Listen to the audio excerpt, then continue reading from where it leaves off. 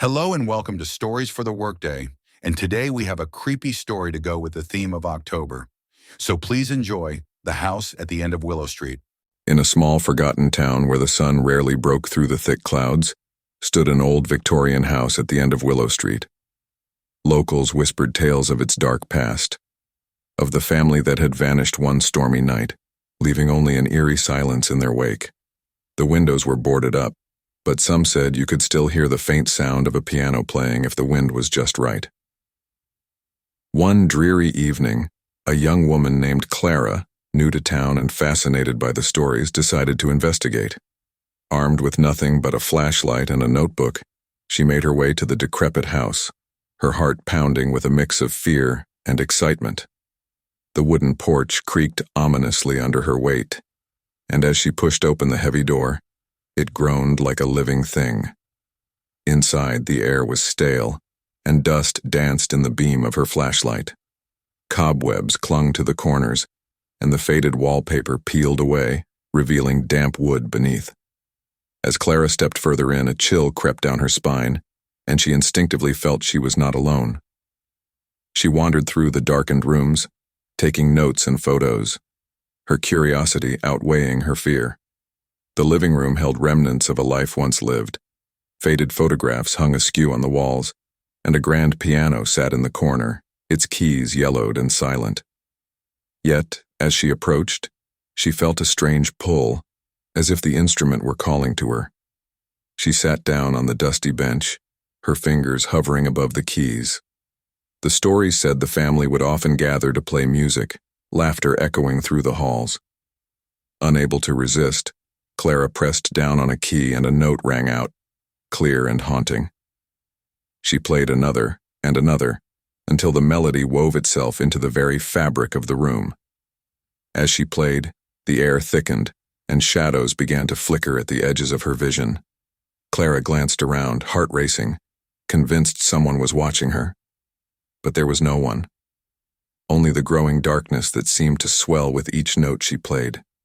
Suddenly the piano's lid slammed shut on its own, the sound reverberating through the empty house. Clara jumped back, gasping. She stood frozen, her breath visible in the sudden cold that enveloped her. A whisper brushed against her ear, soft yet urgent. "Leave." But Clara's curiosity had become a compulsion. She returned to the piano, determined to play once more. As her fingers danced across the keys, the temperature dropped even further. The walls seemed to pulse with a rhythm of their own, as if the house was alive, resonating with the music.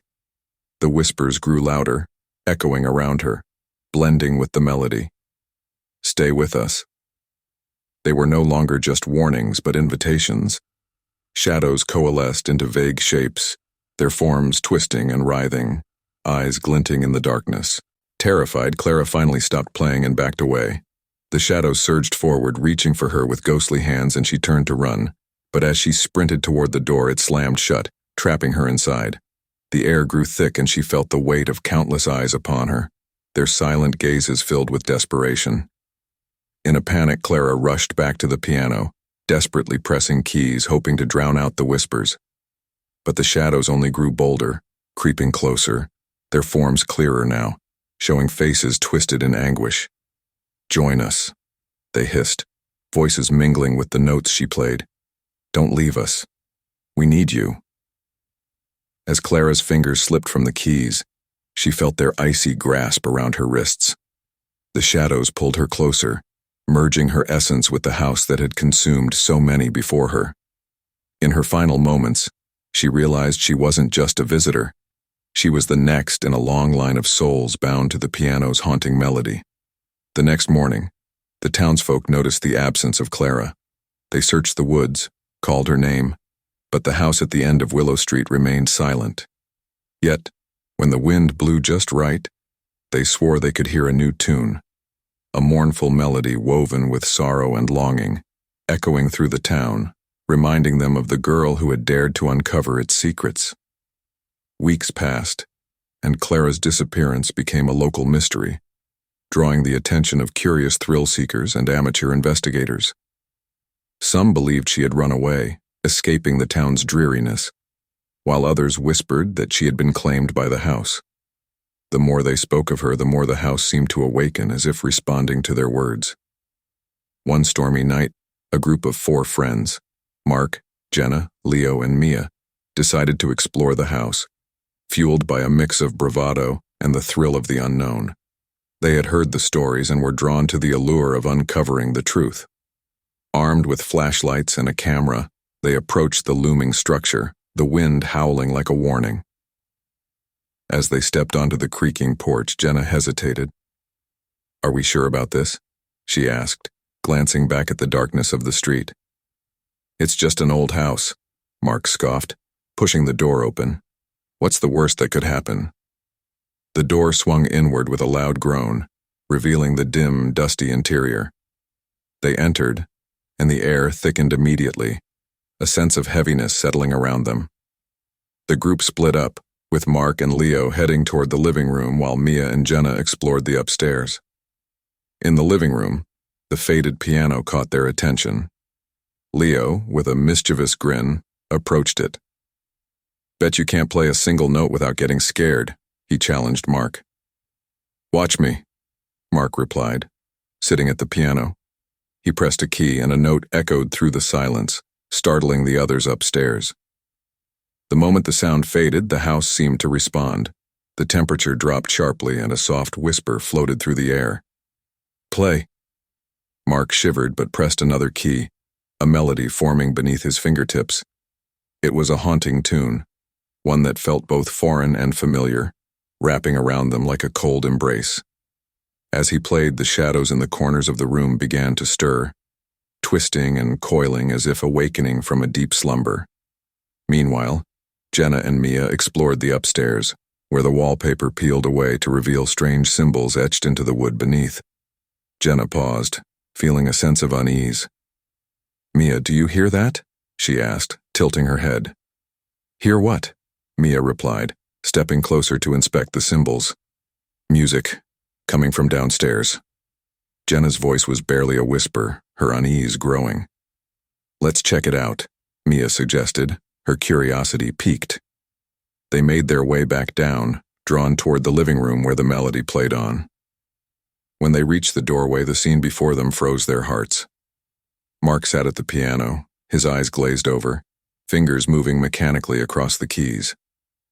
Leo stood beside him, transfixed, while shadows swirled around them, dark tendrils reaching closer, almost as if they were listening to the music. "Mark, stop," Jenna shouted, breaking the trance. But Mark didn't respond.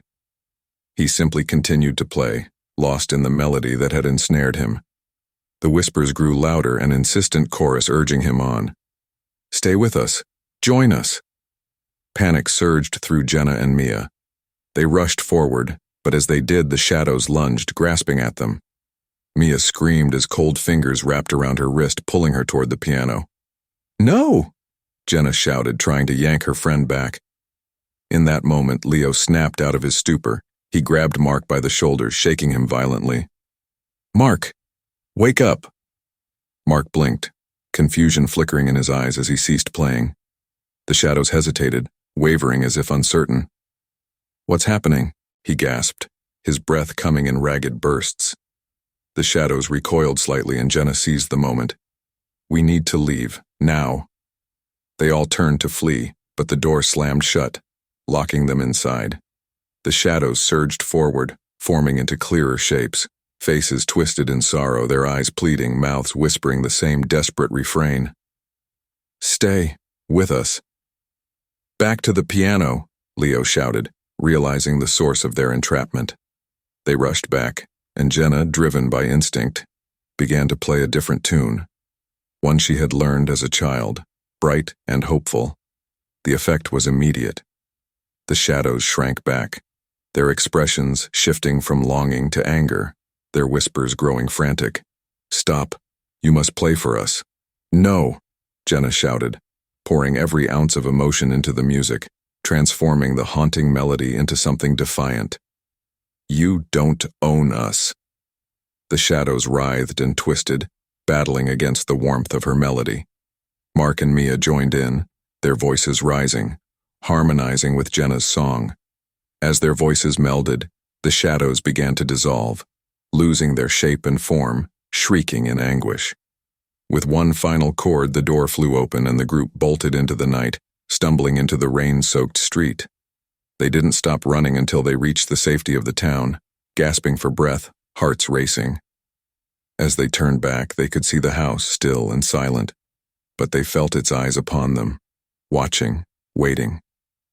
The whispers had faded, but the air was thick with lingering sorrow, a reminder of those trapped within, a promise that the darkness had not been entirely banished.